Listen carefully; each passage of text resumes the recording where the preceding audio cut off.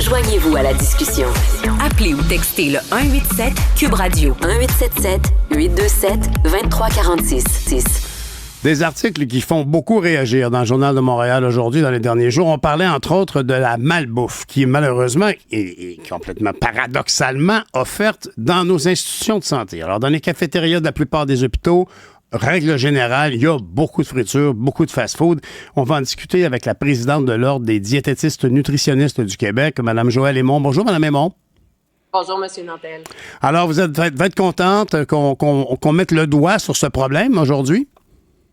Oui, bien, c'est un problème qui est connu, je pense, puis le fait que le cadre de référence soit en révision par le ministère, quand même souligne que c'est une problématique qui est connue, puis auquel le ministère souhaite répondre. Je pense que c'est intéressant de définir peut-être qu'est-ce que c'est l'offre alimentaire dans les hôpitaux. Elle se décline en plusieurs volets. Donc, il y a l'offre aux patients, aux personnes qui sont aux usagers, aux usagères qui sont admises dans les établissements de soins. Également, il y a l'offre qui vise le public, la clientèle, le personnel, les gens qui y sont de passage, les visiteurs, là, donc les hôpitaux. Il y a également les machines distributrices qui font partie de l'offre alimentaire et il y a des tierces parties ou des concessionnaires, des restaurateurs qui louent des établissements au sein qui louent des locaux là, au sein des établissements du réseau.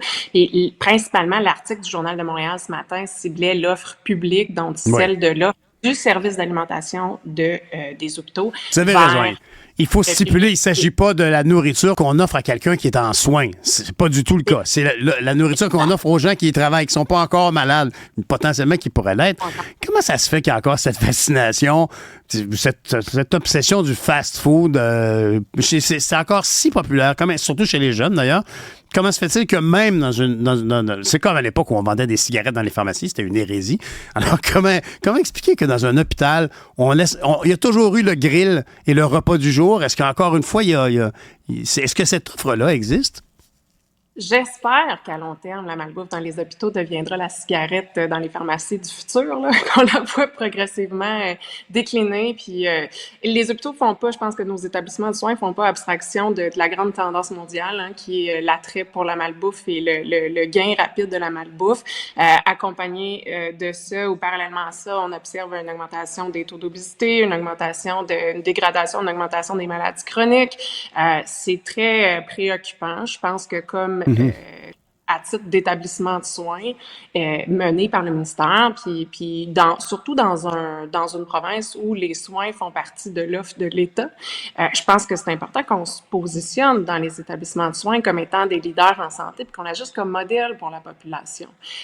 J'ai été agréablement surprise par les résultats du sondage Léger qui démontraient que les gens ont un intérêt, ou le public a un intérêt il comprend l'importance de l'offre alimentaire dans les établissements du réseau. Normalement, le plus souvent, je pense, on entend que les personnes aimeraient avoir un libre choix, donc accès à une panoplie ou un éventail d'offres alimentaires incluant une alimentation saine. Mais dans ce sondage-ci, on parlait de plus de la majorité qui était favorable à des repas qui sont de plus de la moitié de légumes ou des options complètement végétariennes, puis de mettre là, de côté complètement la malbouffe dans l'offre alimentaire, à tout le moins celle du service alimentaire, puisqu'on a vu que c'était un petit peu différent pour les machines distributrices. Excusez.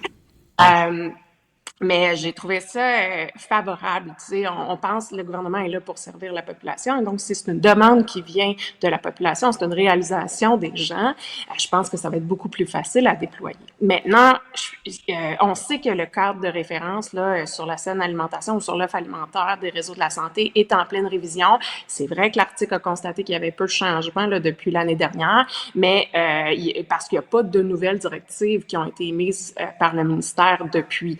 Par contre, nous, à l'Ordre des diététistes nutritionnistes du Québec, on a été interpellés par le ministère de la Santé et des Services sociaux pour collaborer, pour contribuer à la révision du cadre de référence cette année, parmi d'autres experts. Et on est très contents d'avoir pu mettre la main à la pâte là, ou de transmettre notre opinion. On a eu l'opportunité de transmettre notre opinion dans ce contexte.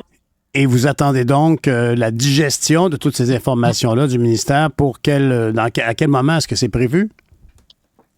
On ne sait pas à quel moment est-ce que c'est prévu. Je peux présumer, j'imagine que ce sera avant la fin de la période d'élection actuelle là, ou du mandat actuel du gouvernement, d'ici les prochains mois ou les prochaines années, là, mais on n'a pas de date prévue. Parce qu'à titre de diététiste, de nutritionniste, vous êtes certainement parmi ceux et celles qui, depuis longtemps, espèrent des changements dans l'assiette des Québécois et des Québécois. Ce qu'on voit d'ailleurs, l'intérêt pour les différentes émissions de cuisine, ça certainement, ça change la manière qu'ont les gens de s'alimenter. Je veux dire, est-ce qu'aujourd'hui, si on compare, disons, avec il y a 25 ans, est-ce que dans l'assiette quotidienne des gens chez eux au Québec, est-ce qu'on mange mieux? Bien, ce serait intéressant de voir les données de l'Observatoire. Là, il y a l'Observatoire sur la qualité de l'offre alimentaire au Québec qui collige des données avec l'Université Laval. Je connais pas ces données-là du ministère. Toutefois, dans le fond, les dernières statistiques qui ont été colligées, j'ai l'impression que même s'il y a un intérêt de la population pour la saine alimentation, on constate quand même une augmentation de la consommation de la malbouffe parce que l'offre de malbouffe continue à grandir. J'espère qu'il y aura une alimentation possible. C'est important de le mesurer pour nous. Donc, le travail qui est fait par l'Observatoire, je pense, va être très important.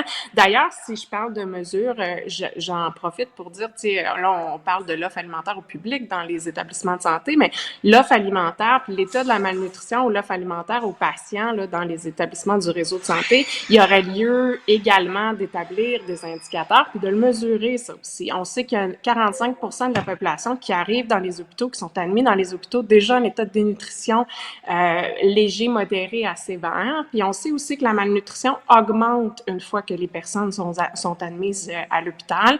Il y aurait lieu, ça fait longtemps que l'Ordre des diététistes nutritionnistes recommande au ministère de déployer, puis il y a de l'ouverture là, à cet égard-là, mais recommande au ministère de déployer le dépistage systématique de la malnutrition, puis de se doter d'indicateurs pour qu'on puisse, pour plusieurs raisons, là, pour qu'on puisse permettre aux gens, en premier lieu, de se rétablir plus rapidement et de plus.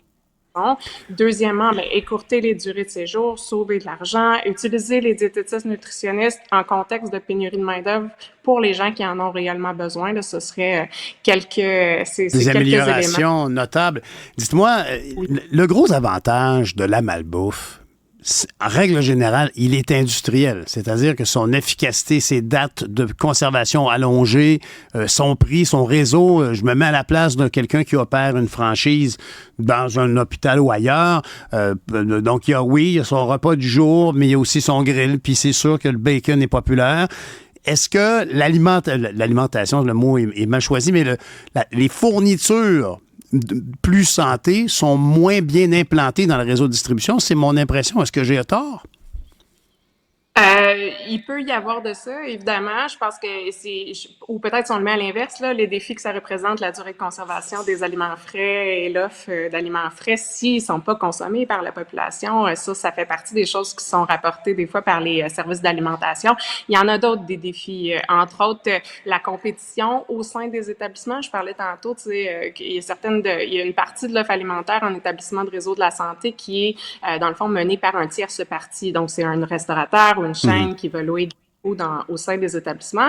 Puis là, à ce moment-là, on se trouve à avoir là, une compétition directe entre le service d'alimentation de l'établissement, qui, lui, est dirigé par les politiques de l'État, et ce restaurateur-là. Alors, il faut rester compétiteur, il faut rester compétitif si on veut attirer des gens vers le service alimentaire, puis à tout le moins offrir des aliments qui sont d'un peu meilleure qualité. Ça reste en tête aussi là, parmi les critères qui doivent être considérés dans ce projet-là. Madame Aymon, dans votre métier, donc, vous rencontrez des individus, vous constatez dans quel état ils sont, qu'est-ce qu'ils mangent, qu'est-ce qu'ils choisissent, font-ils les bons, les mauvais choix. Puis évidemment, sur une base individuelle, souvent, on est référé à une nutritionniste parce qu'on a un enjeu de santé puis on devrait favoriser tel ou tel truc. Mais dans l'ensemble, est-ce qu'on a un peu l'impression qu'on devrait favoriser davantage la production locale? Je lisais ce matin que les producteurs de bleuets du Québec sont tassés par le dumping des producteurs de bleuets de d'autres provinces parce que c'est une question de prix.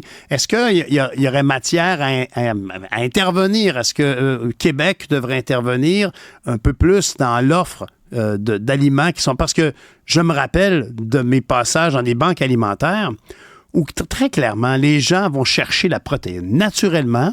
Des gens vont chercher les bins, vont chercher la protéine alimentaire. Est-ce qu'il n'y a pas une grande rééducation de ce qui doit être proposé aux gens, particulièrement les gens qui sont dans la misère et qui n'ont pas les moyens? Très souvent, les gens vont faire leur épicerie au Dollarama. Ben oui, puis c'est pas, il y a moyen d'avoir une alimentation qui est équilibrée au Dolorama, étonnamment. Vous croyez vraiment? Ah oui? Ouais, oui, bien sûr, bien sûr. Il y a des nutritionnistes qui se spécialisent d'ailleurs là, dans les suggestions qui sont à prix modique. Disponible. Mhm. Oui, c'est tout à fait une.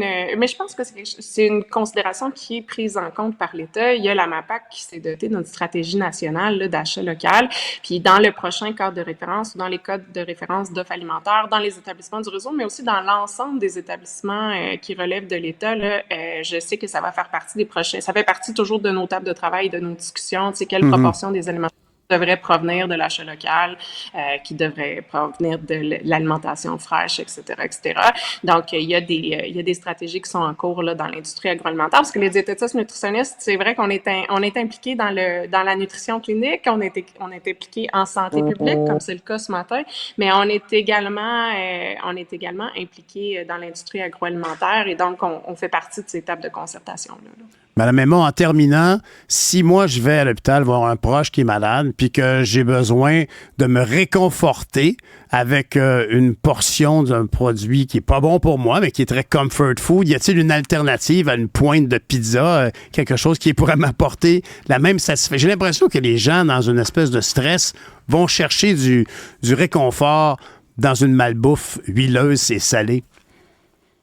Oui, ben c'est une question subjective, là. L'offre alimentaire, en théorie, je pense que ma réponse devrait être que l'alimentation devrait pas être une récompense. On devrait essayer le moins possible de manger en réaction à nos émotions, hein, plus en conséquence besoin.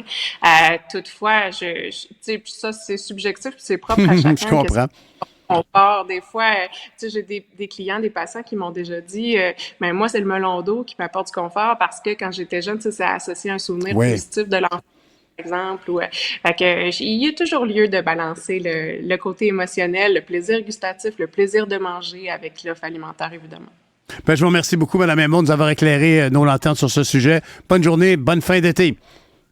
Merci, à vous également.